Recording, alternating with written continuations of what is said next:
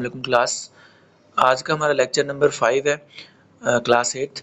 तो chapter number 11 हम start करेंगे। चैप्टर नंबर 11 का नेम जो है वो ट्रिग्नोमेट्री है, और ट्रिग्नोमेट्री जो है वो मैट्रिक और इंटर का बहुत इंपॉर्टेंट टॉपिक है।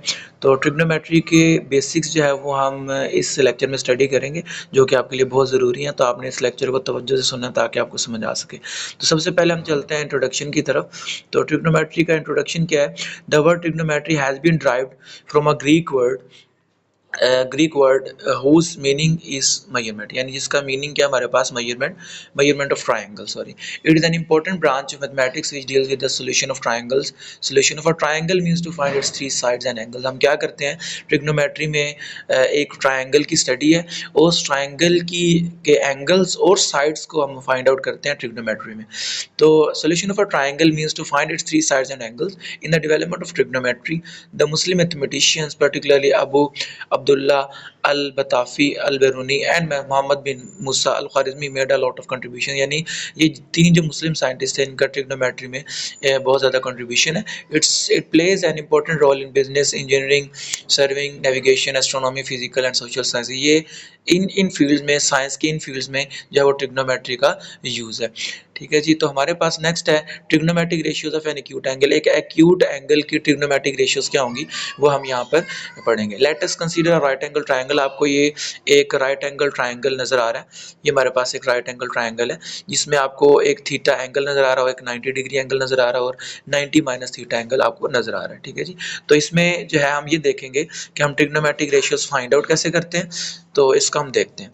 Late us consider a right angle triangle ABC with respect to an angle theta. और थीटा हमारे पास क्या है? C A B. जो हमारे पास जहाँ पर एंगल बनता है वो जो कॉर्नर है वो हमेशा हमारे पास जो दरमियान में आना चाहिए। तो अगर आप कंसीडर करते हैं सी ए बी, तो सी ए बी में ए आपको पता है दरमियान में आ रहा है, तो इसका मतलब है एंगल जो ए पे बन रहा है उस एंगल को हम थीटा कहेंगे।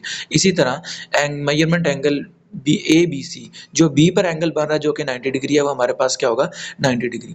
तो in a right angle triangle the side in front of an angle 90 is always called hypotenuse. यानी 90 के बिल्कुल ऑपोजिट जो साइड होगी उसको हम हाइपोटेन्यूस साइड कहते हैं। जैसे कि आपको ये नजर आ रहा है कि 90 डिग्री के सामने जो साइड है वो आपको हाइपोटेन्यूस नजर आ रही है। इसी तरह से थीटा के सामने जो हमेशा साइड होती है उसको हम हाइट या परपेंडिकुलर कहते हैं। और इसी तरह एक जो साइड है जो थीटा और 90 डिग्री के दरमियान में होते हैं, बिटवीन, तो उसको हम बेस कहते हैं।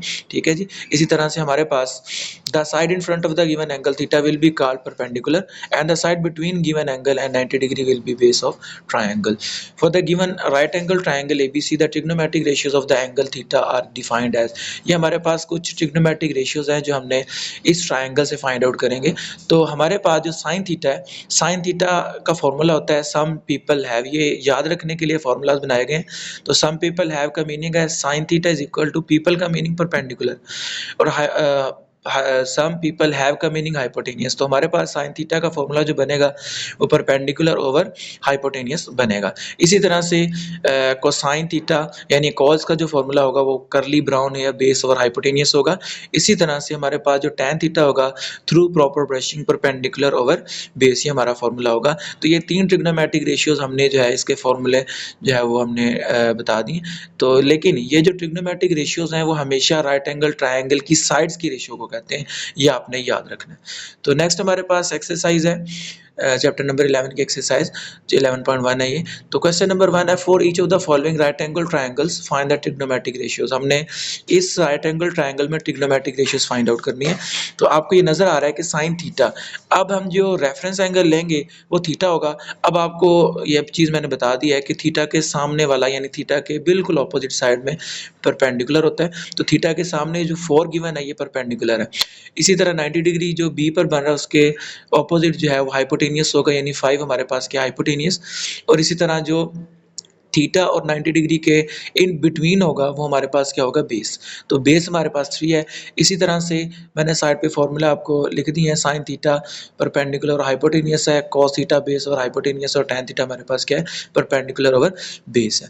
तो साइन थीटा जो है वो हमारे पास क्या होगा? परपेंडिकुलर और हाइपोटेनियस। परपेंडिकुलर की जो साइड है वो मेजरमेंट BC है, और हमारे पास जो हाइपोटेनियस की साइड है वो मेजरमेंट AC है। तो इसी तरह BC की वैल्यू 4 है और AC की वैल्यू 5 है, तो हमारे पास साइन थीटा फाइंड आउट हो जाएगा। इसी तरह से कॉस थीटा हमारे पास कर्ली ब्राउन हेयर, तो बेस हमारे पास क्या है 3 और हाइपोटेनियस हमारे पास 5 है, तो मेजरमेंट AB और मेजरमेंट AC हमारे पास क्या आएगा 3/5।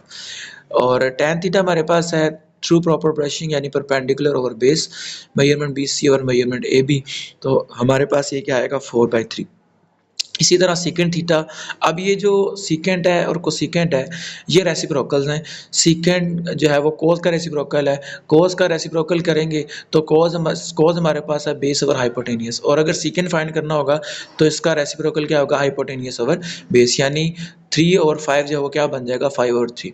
इसी तरह कोसिकेंट थीटा हमारे पास है, कोसिकेंट थीटा 1/sin थीटा, यानी साइन का रेसिप्रोकल होता है कोसिकेंट, तो 1/sin थीटा किसके इक्वल होगा हाइपोटेनियस ओवर परपेंडिकुलर के। तो इसी तरह से 5 और 4 आ जाएगा और वो किसके इक्वल है measurement AC over measurement BC।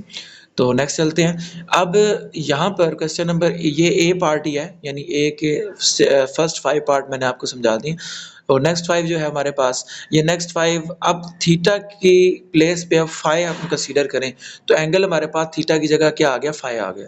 तो हमारे पास अगर हम देखें तो कॉट थीटा जो है कॉट फाई और tan phi, sine phi, secant phi, और हमने कॉस फाई फाइंड आउट करना है। लेकिन हम सबसे पहले 8 से स्टार्ट करते हैं।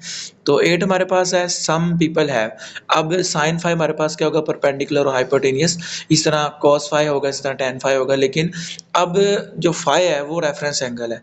अब फाई के बिल्कुल ऑपोजिट परपेंडिकुलर होगा, यानी पहले थीटा के रेफरेंस से हम ले रहे थे, तो अब हम फाई के रेफरेंस से जब लेंगे तो फाई हमारे पास है फाई सी एंगल, यानी जो सी कॉर्नर है वहाँ पर एंगल फाई बन रहा है, और फाई के बिल्कुल ऑपोजिट परपेंडिकुलर यानी 3 अब परपेंडिकुलर बन जाएगा, और इसी तरह बेस हमारे पास 4 बन जाएगी, और 90 डिग्री के सामने हमेशा ही हाइपोटेनियस होता है, तो 5 हमारे पास हाइपोटेनियस होगा।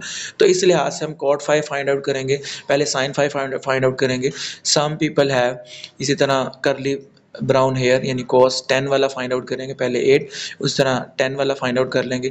इसी तरह जिससे टैन हम टैन क्या होता है थ्रू प्रॉपर ब्रशिंग परपेंडिकुलर और बेस 3 और 4। इसी तरह टैन का जो इन्वर्स है वो कॉट होता है, कॉट क्या होगा 1/tan5, मैं 6 वाले की बात कर रहा हूँ, तो 1/tan5, तो हमारे पास जो वैल्यू आई है टैन की 3/4, वो कॉट की वैल्यू क्या होगी 4/3। इसी तरह सीकेंट क्या होगा 1/cos5, cos5 की वैल्यू बेस और हाइपोटेनियस 4 और 5 है, तो इसी तरह से सीकेंट की वैल्यू क्या होगी 5/4 होगी। तो ये हमारा जो है वो क्वेश्चन नंबर 1 कंप्लीट हो गया ए पार्ट। इसी का बी पार्ट है वो आपने आपका होमवर्क है, सेम टू सेम जैसे मैंने आपको बताया सेम टू सेम मेथड है, आपने इसको करने की कोशिश करनी है। मुझे उम्मीद है आपको समझ आई होगी, और इस इंट्रोडक्शन को अच्छे से आपने करना है ताकि आपका 9-10 का जो मेन कंसेप्ट है वो क्लियर हो पाए। Thank you so much.